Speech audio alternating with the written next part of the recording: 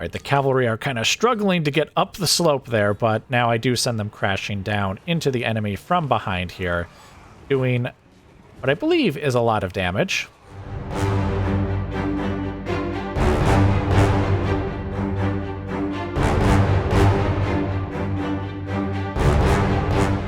All right, welcome back to the war. So, I think not too much has happened here on the campaign map. I actually did get a non-aggression pact with these guys, the Rock Skulls, which apparently was a mistake because the dwarves don't like that I did that. And since I was trying to get non-aggression pacts with them, that was probably not a wise thing to do. But it is done, so oh well. Now, it has been 2 or 3 turns, and when I last left you, Vlad was at Waldenhof, and he has come down here and besieged Castle Templehof. Now, it has been, again, 2 or 3 turns, and the reason it's been 2 or 3 turns is because he was building up siege equipment. I think there's going to be 6 towers and 1 battering ram when we go in for the attack. This also means that they've suffered some plentiful attrition, which is great. Absolutely fantastic, because they do actually have a pretty sizable garrison here, so a bit of attrition would certainly be nice. Vlad's army has also had a bit of an overhaul. Well, not an overhaul, he's been raising dead. I think he has an extra skeleton spearman unit, but the more interesting ones are like the spirit hosts and let's see. Oh, the Black Knights, we got one of those. I think another unit of fell bats.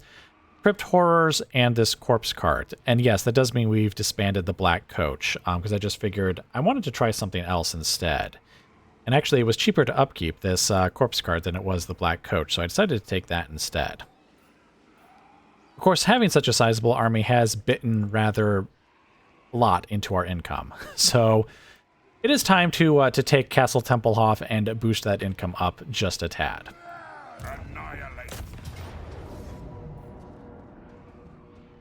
Oh, wait, is that 3 battering rams? Oh, wait, but it's times 2. That's why I thought it was 6. Okay, yeah, so 6 siege towers and a single battering ram. So, let's just get right into the battle here. All right, welcome to the battle. So we've got the knights, along with Vlad, charging towards that gate there to start knocking it down. We have all 6 of the siege towers along this length of the wall here.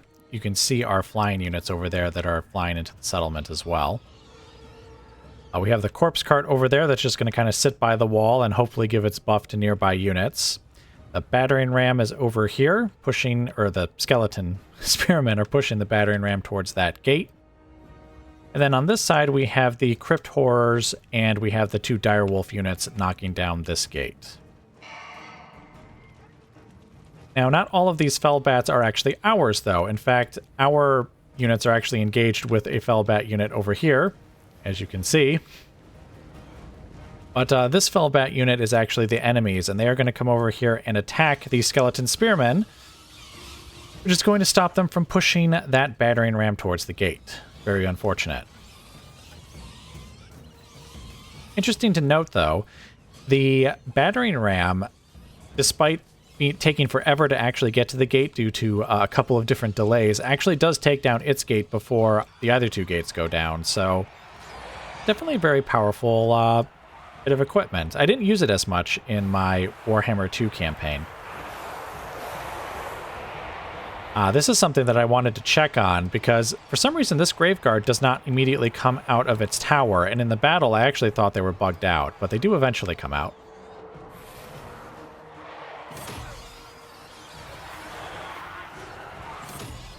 Basically, for the infantry, it's all of our infantry are basically on the siege towers. So all of the skeleton spearmen, the warriors, the graveguard, the spirit hosts, basically everyone except for this skeleton spearman unit over here, which is, of course, doing its work of pushing the battering ram towards the gate.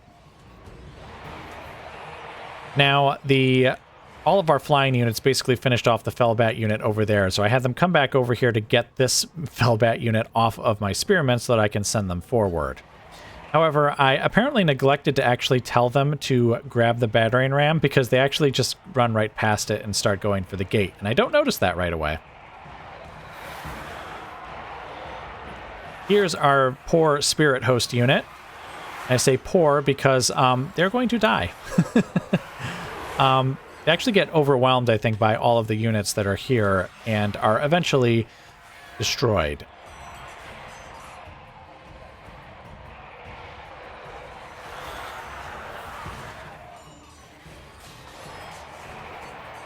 This Graveguard unit of mine is actually fighting one of their Graveguard units, so it is unfortunately a fair fight.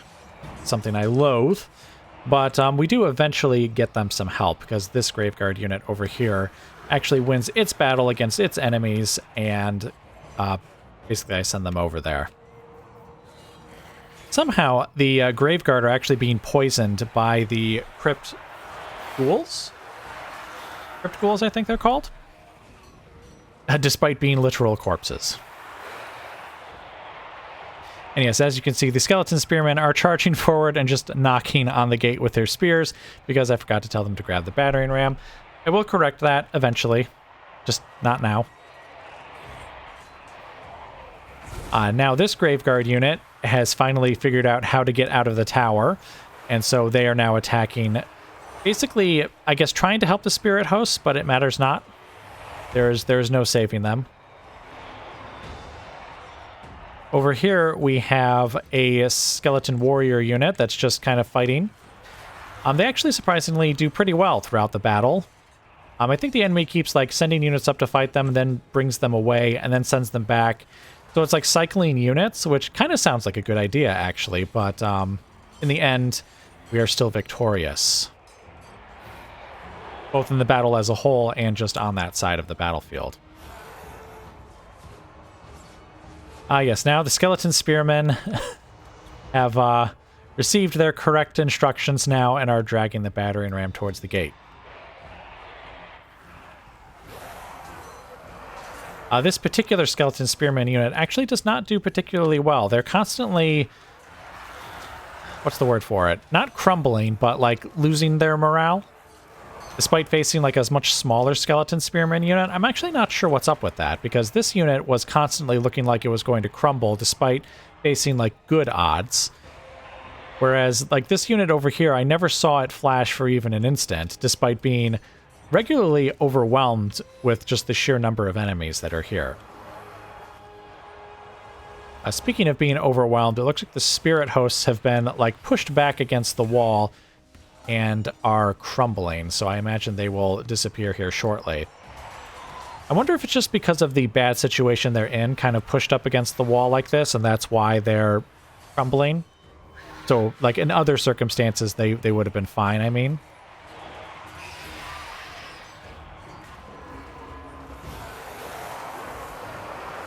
Still have the Graveguard pushing over here, trying to cut their way through to them, but it's not going to work out. Yes, as you can see, the enemy have put now a zombie unit up here on the walls to attack my Graveguard from behind, who are still fighting with a Graveguard unit over here, plus some skeleton spearmen, I think? Those could be skeleton warrior units. I have to admit, things were not looking too good at times, because I was looking at some of those units going, they're going to die, aren't they? So the battering ram has actually taken out this gate. And I tell the spearmen plus Posner and Isabella to go running through the gate. But as you can see, only Isabella actually does that. I kept trying to correct them, like, go through the gate, go through the gate. But no, they insisted on going through the tower instead for some reason. I couldn't get them to go through the gate.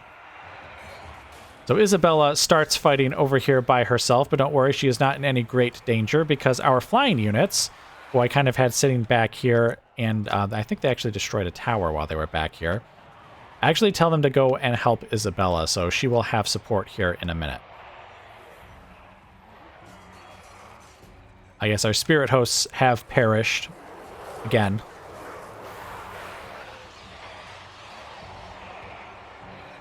Now over here, the Crypt Horrors and the Dire Wolves have made it through the gates. Well, they've destroyed the gate. Getting through the gate seems to be a little difficult for them. But I then tell them to attack these guys over here. Here come our flying units in to assist Isabella. Going to chew on those Black Knights, as well as I think there's some skeleton warrior units in there.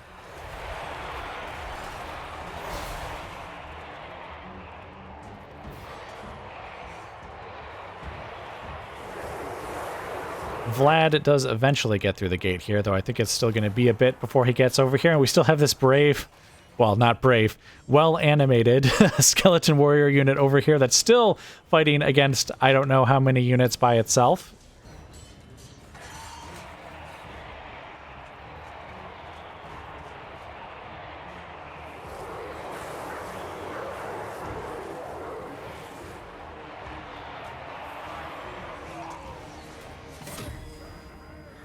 Now, the Graveguard unit you see here actually won their fight over here, so now they're coming to attack these guys from behind to help out this Graveguard unit. Because they've been attacked from the front, from behind, and while I think they've basically destroyed that zombie unit themselves, I thought it would be better to give them some support. As you can see, the Dire Wolves and the Crypt Horrors are now beating the snot out of these zombies and skeleton units over here. I think they're skeleton warriors by the look of them.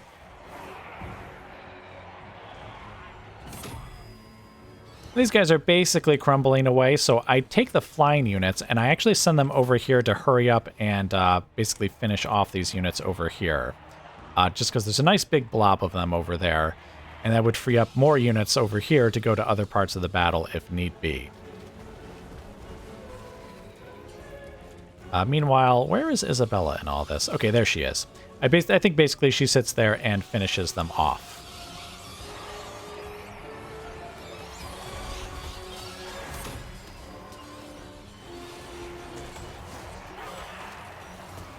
Oh, Vlad has probably made it into the settlement by now. Let's go see what he's up to.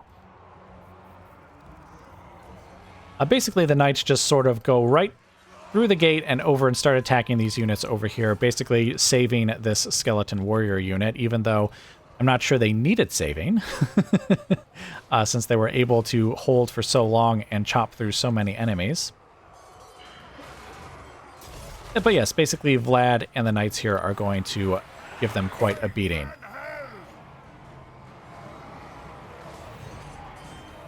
Graveguard are now cutting through these skeleton warrior units here, or maybe just one unit.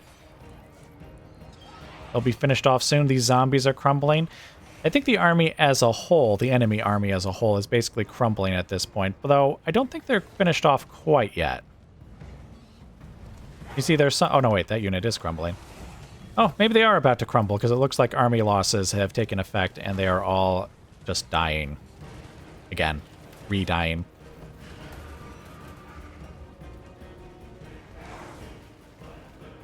It does take a while, though, for the battle to actually end. I assume their faction leader is maybe somewhere, or their lord, whatever, is somewhere around here, and it's taking him a while to die.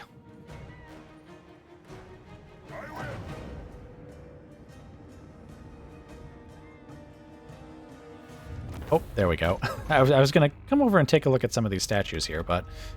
Well, I mean, we still can. It's kind of interesting. I really like some of the design of like the architecture and stuff in some of these battle maps that I've been seeing. As well as just like the units themselves and such. Alright, but anyway, that's it for the battle, so I will see you guys back on the campaign map.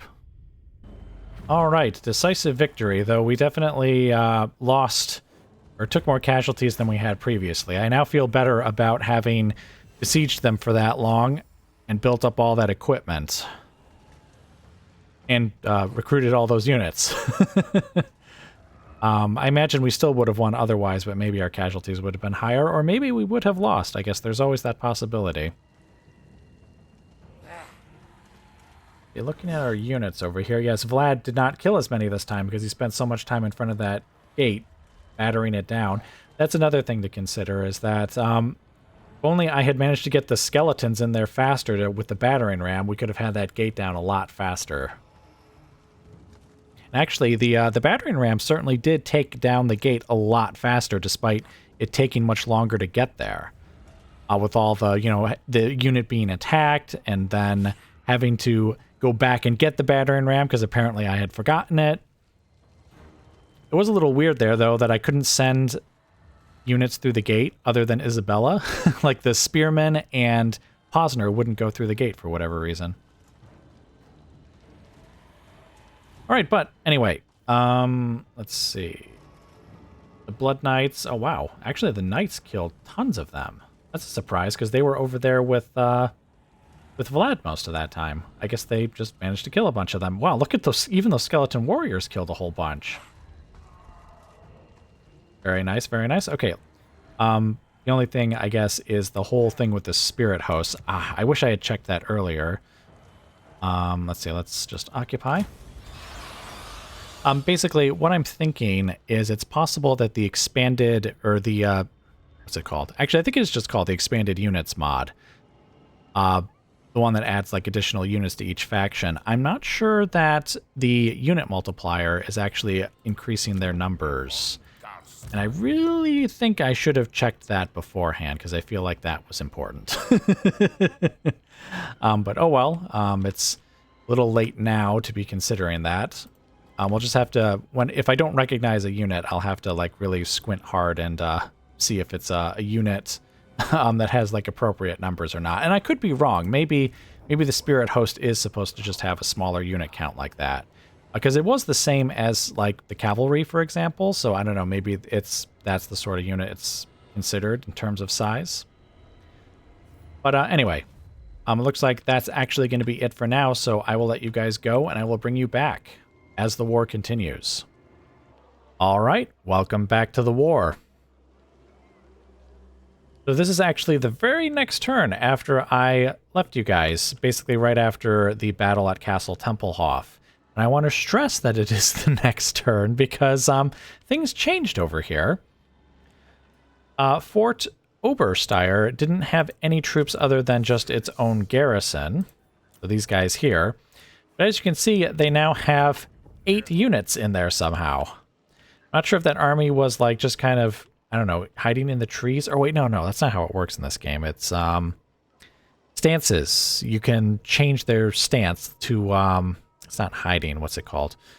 Ambush stance. So they can't be seen. And I wonder if that's what they were doing, because I'm pretty sure they can't recruit 8 units in one turn. Pretty sure. Also, what was it? The faction that we got a non-aggression pact with them. I think it was the Rock Skulls. They've been eliminated. So I pissed off the dwarves for absolutely no reason. In fact, here, let's take a quick look here, because it has been a turn since I think I've looked. Yep, non-aggression pact is quite low. I could get it with the Red Eyes, but you see, they're another faction that's at war with the dwarves, and they are losing. They had like 3 settlements, and now they have 1, so I think I would just make them even angrier with me than they already are. Yeah, you see past treaties with the Rock Skulls there. I mean, I know that'll go down over time, but then so will the military actions against Templehof, which is like the only thing that's keeping me in their good graces right now. I think these guys are even worse. Oh no, actually it's improving with them because I haven't done any military actions against them and no trespasses. Oh, and it looks like they actually didn't care about my pact with the Rock Skulls. Well, all right then. All right, so anyway, that was it. Basically just wanted to quickly discuss that, and now Vlad is going to run out here and attack Fort Oberstyre. And they don't have, I think the, you see how this banner here is crenellated? I think that's the one that indicates that they have walls.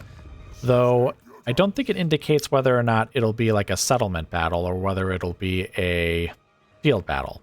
But I guess regardless of which it is, we need to attack them, so we're going to.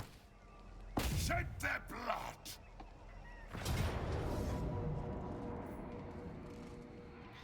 Yes, this is Geldrich, the guy who just popped up out of nowhere with some extra units, including some Cairn Wraiths. Yikes. Not that we have a lot of heavily armored units right now. I think probably the Blood Knights and the Black Knights. Oh, actually, the Graveguard probably have decent armor too. Ah, yes. Okay. We'll definitely need to eliminate them then. All right, but anyway, let's just get right into the battle then. All right, welcome to the battle.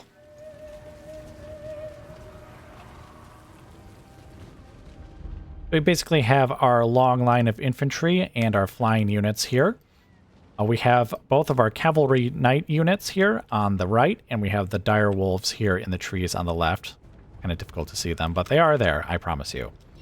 We then have our 3 vampires plus the crypt horrors and the cart back here as well, just to boost the nearby units. Now, the enemy has 3 bat units of their own, so the first thing that I do is just send our bats to engage them, along with the Vargeists to help them out. Just that with the Vargeist assistance, they should be able to pretty easily win that. Well, I don't know if easily is the right word. There are definitely casualties among the bats. In fact, we actually end up losing one of our bat units in this battle. Now, I did send the enemy, or not the enemy, my own forces to right about here.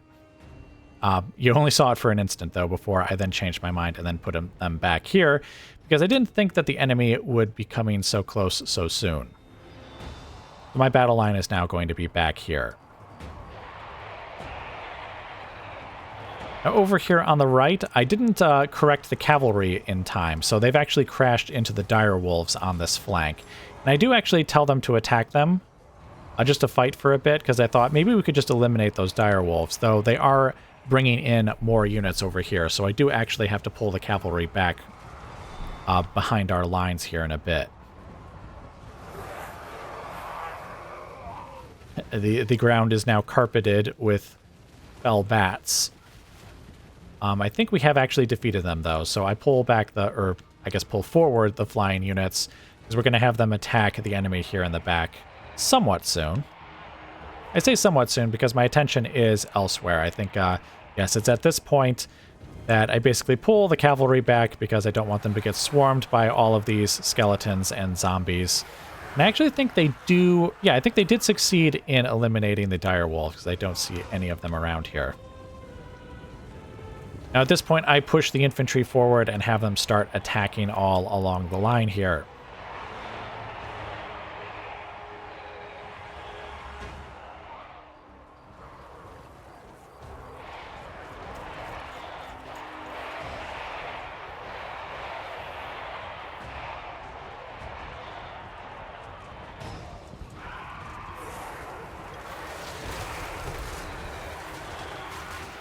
There are the dreaded Cairn Wraiths over there, though to be honest, they actually go down pretty quickly. I can't remember. I think the Balefire cart actually gives us magical attacks? Maybe? Or is it flaming attacks? Or maybe neither. I don't remember exactly, but I think that might be part of the reason why the Cairn Wraiths go down so quickly. Now, the dire wolves come out of the trees here, and we're going to send them into the backs of the Cairn Wraiths. And our flying units are actually coming over here to attack some of these units as well, to basically hurry up and eliminate them. To be honest, everything goes pretty well on the left there. It's in the center and on the right where things are not exactly the best. Mostly because it seems like they've actually bunched up quite a lot of their units over here, and also we don't have any of our Graveguard on this side. This is all spearmen and warrior units until you get, I think, more towards the center over there. So I do take my cavalry, though, and I send them around to attack from behind, but even so, there's just a lot of enemies here for them to have to chew through.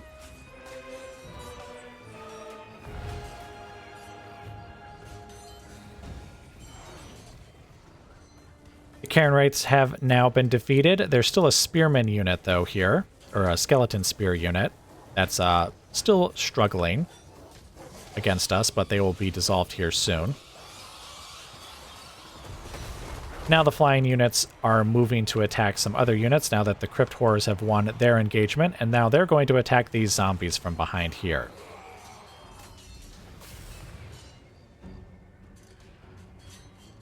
Alright, the cavalry are kind of struggling to get up the slope there, but now I do send them crashing down into the enemy from behind here, doing what I believe is a lot of damage.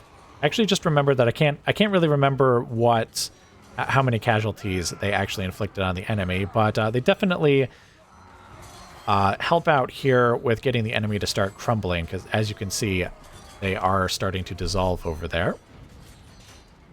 Of course, this is actually one of my own units that's starting to crumble because they're just not doing very well against the skeleton units over here, and they are getting attacked by another unit from the side there as well. Things are more or less finished over here on this flank, so I start sending the flying units, well actually basically all the units from this flank over to the center here. I think, where did the dire wolves go? Oh yes, I think I must have already sent them through the trees here. Ah, I have. Kind of hard to see in the dark here. Well, except for their glowing eyes. Basically, once they were finished up over here, I had them go around through the trees and attack the enemy center from behind, basically to try and save some of our units, which they do. This skeleton unit actually does not die. As you can see, some of the flying units now are just coming right over here and crashing into the enemy flank. And I think army losses is starting to take effect on the enemy here, so the battle will shortly be won.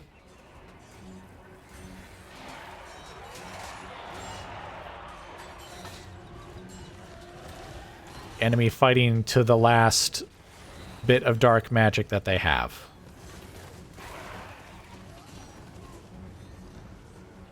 I was going to say fighting to the last breath, but I guess that doesn't make much sense, considering we are fighting the undead. And there we have it. Templehof is now defeated. So, I will see you guys back on the campaign map. Alright, casualties were a little bit high, though not absurdly so considering what we were up against.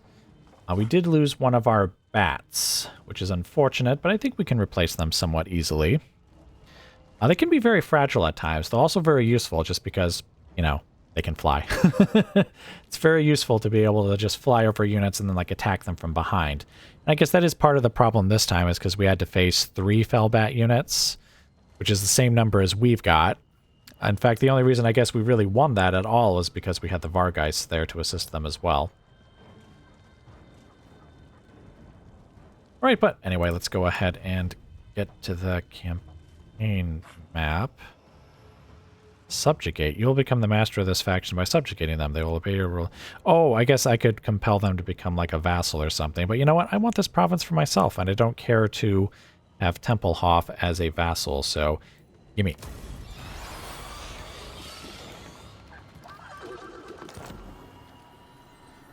Right of Strength. Right unlocked.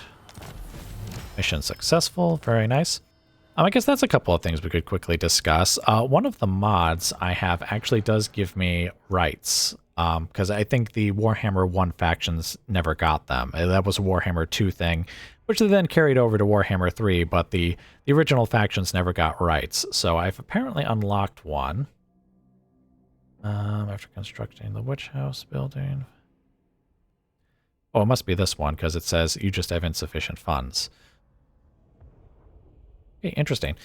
The other thing I wanted to say is that I had actually gotten enough blood kisses, I think it was 3 of them, in order to unlock a bloodline. So I actually awoke the, is that Necrarch? I think it's Necrarch. That looks correct to me. Just because that gives us the plus 25% to our research rate, and I figure that's a good one to get early rather than later, once we've got all of our research basically taken care of. Now, to be clear, we haven't recruited the Lord. I just hit the awoke button here so that we could get the benefits of that research rate. But the Lord will recruit once I guess we have enough money for a second army, because we definitely don't. Not at this time. Oh, this place, Needling, was actually a, what do you call it, a ruin? Like a destroyed province. Or settlement. And it looks like it's been taken now by the Treehammers, which are another Ogre Kingdoms faction. Chaos incarnate. Oh, lovely, the Changeling. So this is, oh, Tzeentch. Ah, okay, so this is a Tzeentchian faction. Okay. Sometimes I recognize characters from some of the research that I did beforehand, but I'm not a big Warhammer lore person. I've seen some videos and know some things, but very little. All right, but anyway, now that we've taken the fort there, we actually have our second province. And so now we need to consider where to attack in the future, because I actually also do not have any enemies at the moment. Obviously, going into the Empire is going to be a pretty high priority, though I'm not sure where exactly to attack first.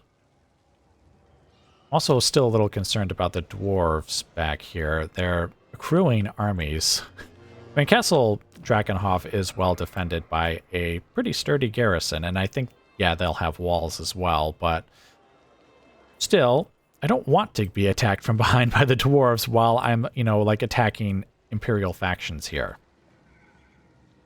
But anyway, looks like that's actually going to be it for now, so I will let you guys go and I will bring you back as the war continues.